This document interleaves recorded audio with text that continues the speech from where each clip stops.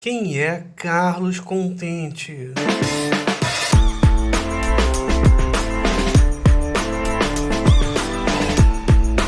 Então, o meu trabalho, ele é basicamente focado no desenho. E no desenho, no campo ampliado, como disse a minha amiga Elisa Castro, certa vez. No sentido de pensar a relação do desenho com o espaço urbano. Porque logo que eu saí da universidade, da graduação, Escola de Belas Artes, eu saí dando as caras feito maluco pela rua, fazendo grafite. E também fazendo intervenções nas paredes internas de universidade, centro cultural, onde dava e onde eu ia, né? Com lápis e carimbo. E nessas intervenções eu colocava o meu autorretrato, uma maneira de dar as caras. Só que é um autorretrato simplificado. Então as minhas influências, em grande medida, são Janice Caiafa. Esse livro aqui foi um dos primeiros livros de antropologia que eu li na vida. O moleque virou na escola, fazia escola técnica em 1996. Aí ele virou pra trás assim: cara, eu vou te dar um livro, maluco. Ele é a sua cara, compadre. Tu vai se amarrar muito, tem tudo a ver contigo. Aí me deu esse livro. E eu viajei junto com ela pelas ruas do Rio, da década de 80, do início da década de 80. Janice Caiafa é a etnógrafa urbana da UFRJ, né? Ó que gata. E cheguei a conhecer um personagem do livro dela, aqui na área, assim, o Tatu, que é esse cara aqui, muito lindo, muito, né, suave. E fiz pra ele uns história em quadrinhos e edição para uma revista chamada Skateboarders, do ano 2000 ou 2001, por aí. Outra influência muito forte Aí agora eu vou dar um pulo no tempo. É a influência que tá mais recente agora. É isso aqui, ó. Não é o Michel Foucault. É o Roberto Machado. Fiquei muito impressionado com as impressões do Michel Foucault. Ele é um professor da UFRJ, aposentado, que conviveu com o homem. E o livro você viaja junto com ele, nas impressões. Assim, gosto mais da quase ficção, do jeito dele contar os causos, do que... Também gosto da filosofia do Foucault, mas gosto mais do Roberto Machado contando os causos. E não podia deixar de falar Angeli, né? Da rainha, na época que era rei, o melhor do mundo. Isso aqui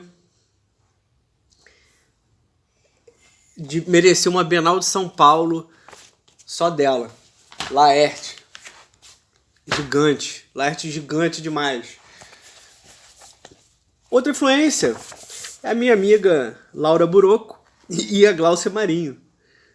Esse aqui é um livro lançado em 2014, com trabalhos de investigação e sobre as grandes obras, dos grandes jogos e da lambança que foi, né? Quanta gente removida, quanta atrocidade. Aí a gente fica se perguntando, porra, da onde que saiu o fascismo, né? Parece que a gente não via um carro preto com umas caveiras, com faca na cabeça, circulando por aí. Não sei, né? Mas o imaginário lembra muito o quê? A Alemanha de 42. Outra influência é meu amigo Alex Frechetti, que lançou esse livro aqui, o álbum de figurinhas Odiar É, que fala sobre isso que a gente está falando, né? Sobre esses nazi, faciotário, ditadura nunca mais.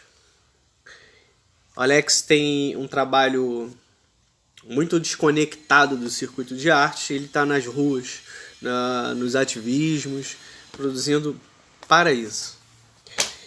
Essas são minhas influências. Foi Deu, bicho. Tô me expondo psicologicamente para vocês nesse café da manhã. E para terminar, vou fazer um confessionário aqui para vocês. Eu já quis ser o Banksy, né? Lindo. Queria apertar a mão dele, conversar com ele. Banksy Kiss. Banksy, beijo. Depois de tudo, ainda ser feliz. Que ele tem um humor, né? E vou confessar para vocês que eu cheguei a conhecer esta não pessoa.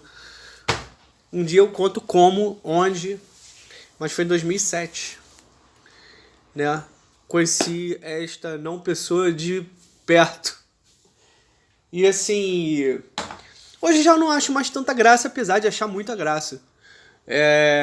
Mas foi uma influência importante, porque foi um paradigma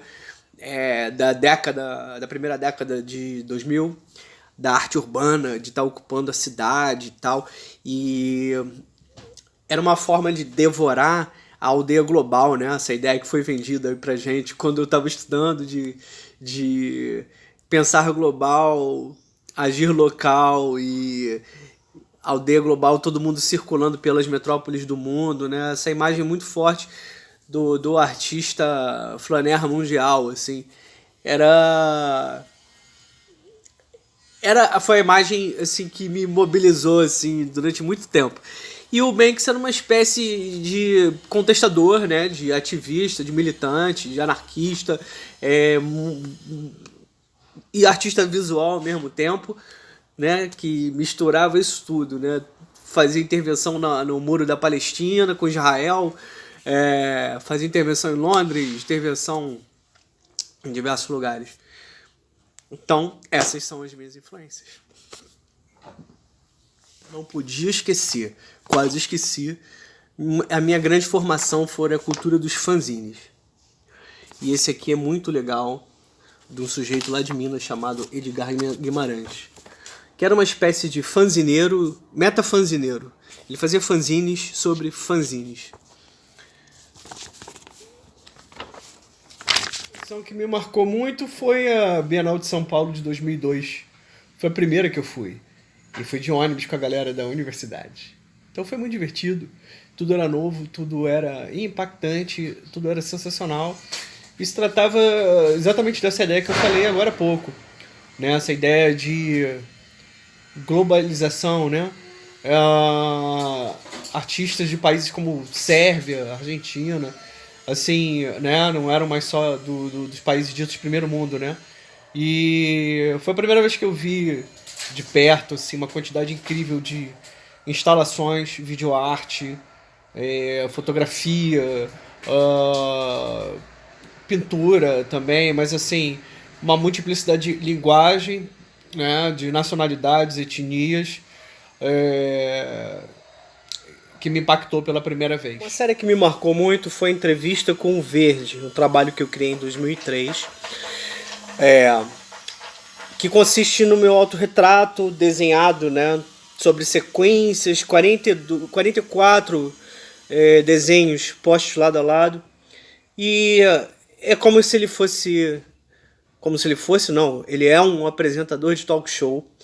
E ele entrevista uma pincelada da cor verde. Discutem questões pictóricas, de questões profundamente existenciais, luminosas e políticas. Foi um trabalho que surgiu assim no momento em que texto, desenho e diálogo com a história da arte se encontraram no meu trabalho. Sobre o momento de pandemia, o que a gente está vivendo é uma tragédia. Uma tragédia sem precedentes na minha vida, né?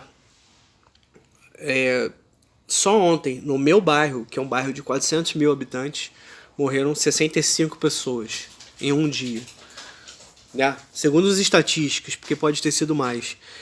Então eu não acho graça nenhuma, não acho também que pandemia nem vírus são zen, ou então que são ecologistas. Eu acho que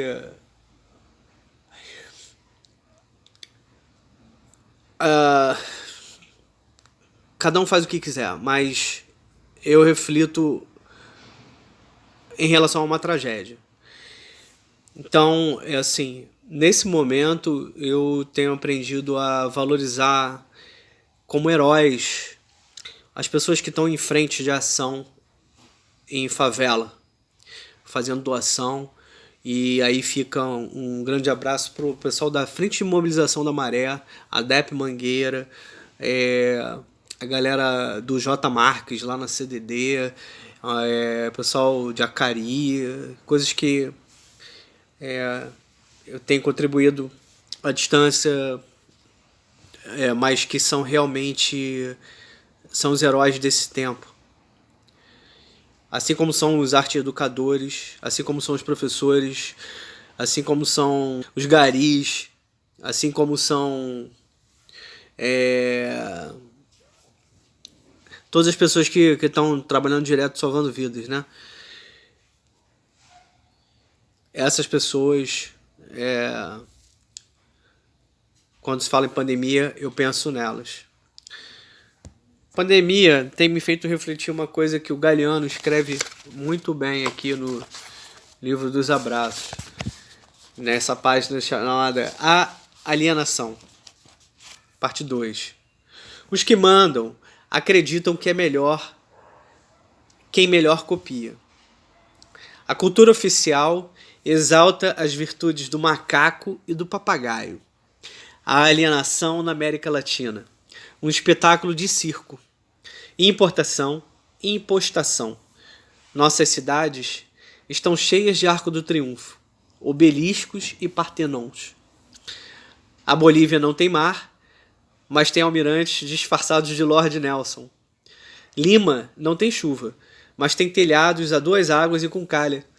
Em Manágua, uma das cidades mais quentes do mundo, condenada à fervura perpétua, existem mansões que ostentam soberbas lareiras.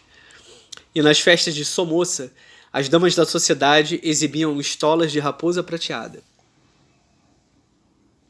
E agora, para continuar a conversa com vocês, já que o café está terminando, eu gostaria de convidar a minha amiga, artista, sensível e excelente pessoa, Ana Klaus.